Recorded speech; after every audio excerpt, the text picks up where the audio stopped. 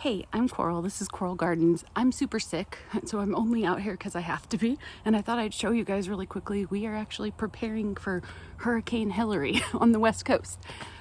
We've never dealt with anything remotely like this. It's been downgraded to a tropical storm as far as I know, but it looks like we could get sustained high winds and a lot of rain and potential flooding. So we're going to try and see what we need to do to get our garden prepared for that. And I'm going to flip you around and take you around on a quick garden tour and just talk to you a little bit about what we're doing to be prepared for that. So one thing we're doing is just making sure the vines are really well secured on the arch trellises. And our watermelons are doing really great. This one especially has just filled out the whole thing. And we're also going to harvest or secure any fruits that are on. Most of these guys low should be okay. I'm a little worried about this guy, especially with his big fruits. He's got a spaghetti squash that's almost ready to go here.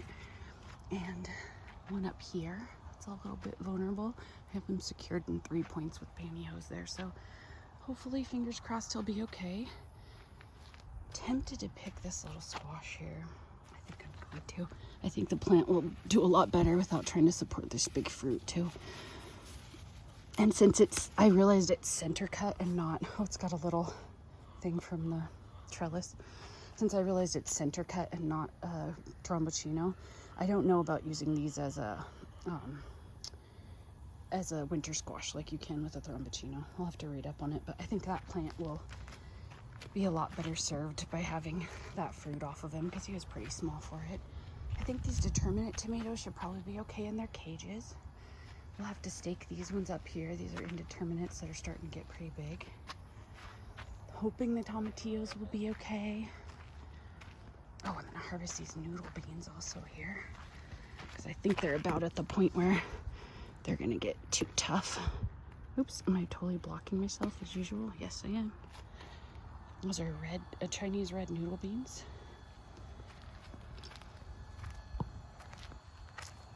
More over here that are ready to harvest. This time I won't get in my own way so much. Looks like the grasshoppers have been munching on that. Or maybe flea beetles? I haven't seen any. Oh, look. Oh my gosh. I think this is going to be a Kajari melon. Oops, where is he? There you go. Ah, that's our first little melon of a non-water variety. Bean plants are finally starting to look good. These are great for stir fry, these noodle beans. Not so great for fresh eating because they're really squeaky tough, kind of. Hope this melon does okay in the storm. And this other little guy here, super cute. I'm not worried about our potatoes or onions or carrot seedlings that are coming up. These summer squash are just starting to get their first fruits on. Where did I see a little fruit? Oh yeah, right here. That actually could be a size you could just about pick. They're kind of better when they're tender, but I want more, so I usually let them get bigger.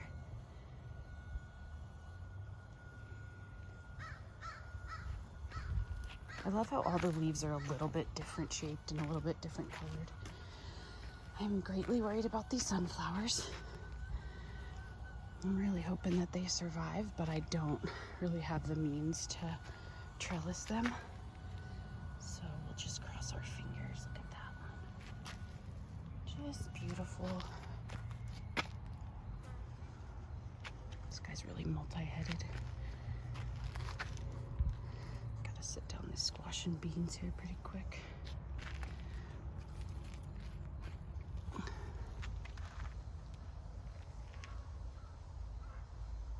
Sunflowers, especially these ones. Artichokes should be fine. Again, these summer squash should be okay, and so should our newly planted rambling squash and melon. I'm hoping the tree will be fine. He's still pretty small. He's withstood some winds and been pretty tough. Again, I don't really have anything suitable to trellis him in short supply. Maybe we could find something at our landlord's stuff. Very worried about the amaranth. Those are very tall guys, although their stalks are super thick. It's a pretty sturdy plant. But if we get really high winds and sustained rain, I harvested a Zephyr squash earlier, and I'm going to set these guys down with him for now. And I also harvested some tomatoes I'll add a shot of. Look at that amaranth. So that's actually a grain you could eat. We might try that this year. I do want to bring our landlord's plants inside. They're starting to bud. And since they're some of the only things we have in containers, I'm going to prop you up in just a second and have you watch me try and trellis these guys, even though we planted a little inside the area of the T-post. I think we should be able to just pull them towards it. Tomatoes don't mind going different ways. I made a discovery that our biggest tomatoes are actually much bigger than I realized. So I'll show you that. This guy definitely needs to be staked well. This is our in-ground Girl Scout cookie. So pretty. He has a little, it's not secured to it, but he has a little bamboo there. But I think we'll put a T-post in for him just to really make sure he's safe. Is that what's up? These are our biggest tomatoes, and I just harvested all the tomatoes off of these because they will split in the rain. Anything that had any color I split, but coming around the backside I realized that they are actually much taller than I realized and leaning over quite a bit. So I'm gonna add a little more, that truss of tomatoes, a little more stability to this guy. The lettuces should be fine. And then a little more stability to these guys, which have just begun trellising. They're small enough, they'll probably be okay. And again, I think these summer squash here will be fine too. Oh, hey, there's a bigger Zephyr in there. I didn't see him when I harvested last time. Oh, he's real big. Hello, big guy. And there's so many other fruit on there too. In my own way.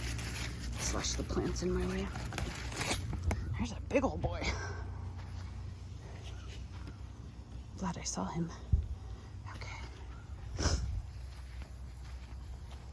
Our peppers are looking puny. I pulled a couple little jalapenos off of that guy.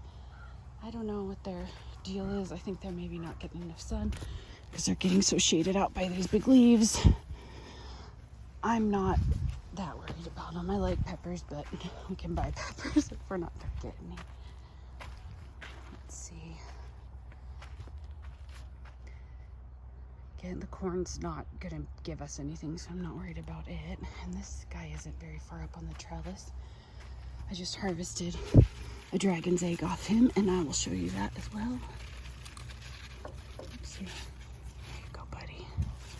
Get nice and secure in there so you're ready for the storm. Okay.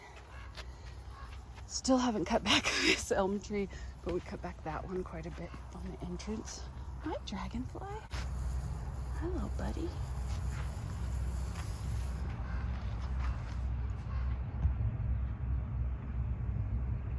They're so cool. We have a lot of them. And they're so chill. I think they get used to you and they're not really very scared. Anyway, so this is our garden pre-storm. I will probably do an update, especially if we have any damage, talking about what happened and what we're going to do to fix it and maybe prevent it if we have future ones. With the climate changing, we are likely to see this happen again, so we need to be really prepared. I hope you guys are all staying safe. Don't go anywhere if you don't have to in the storm. Remember that we are not we're not prepared for this. We're not Florida. We need to really get our ducks in a row as much as we can and prepare for crazy inclement weather in the future. Thanks for watching and hanging out with me this morning, guys. And I'll update you once the storm passes in a couple days. I'm hoping this is an okay angle. We're gonna try and do just a quick tie up of these tomatoes.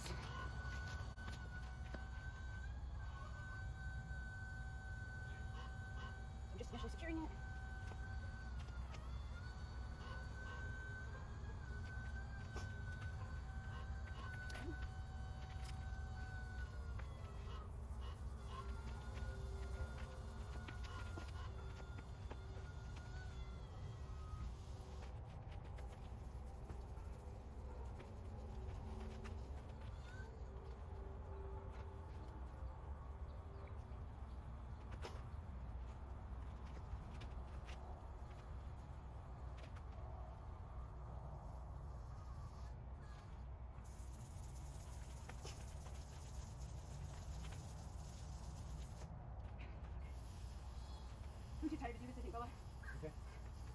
I did just a little tiny bit of trellising on these guys, the tallest ones, with the Florida weave method.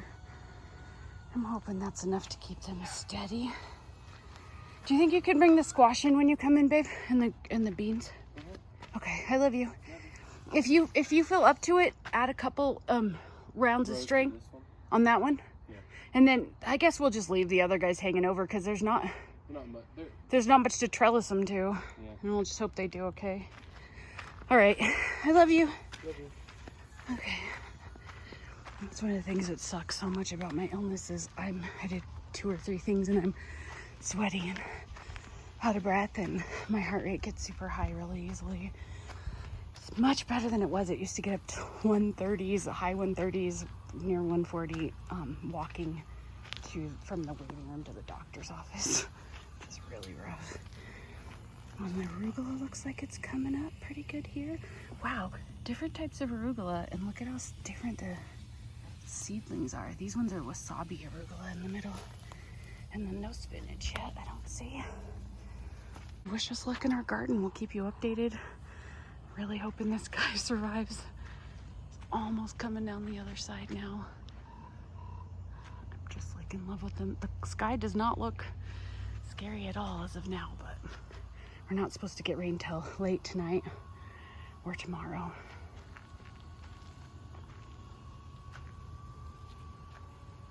Quick video of a cute little bee friend before we go in. I hope you have someplace to hunker down, buddy.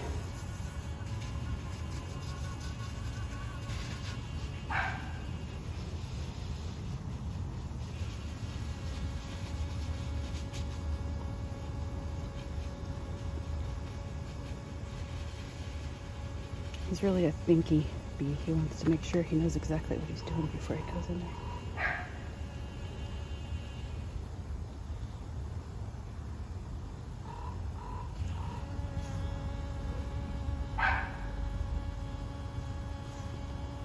Getting a little pollen on his feet and then putting it, I don't know where. It's really working. Kind of tucking it away a little bit so he can go back and get more. And then hopefully he goes and finds a female flower.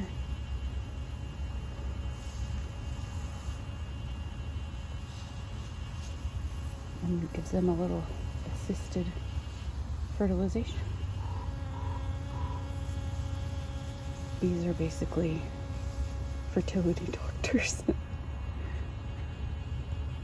Coming in with the assist.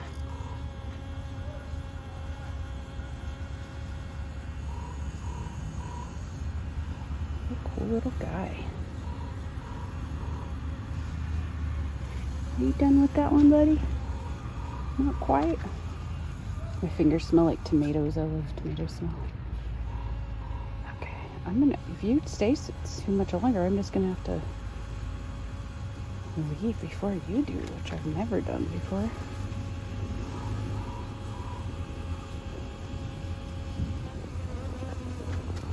Uh-oh. Did he get too close to you? I'm sorry. God, I made him nervous.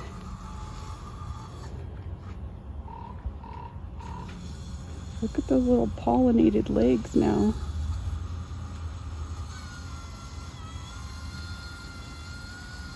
Why are bees so cute? He's moving on to the next flower. I think they're all males though. Good job, buddy. Nice work. Thanks for your help.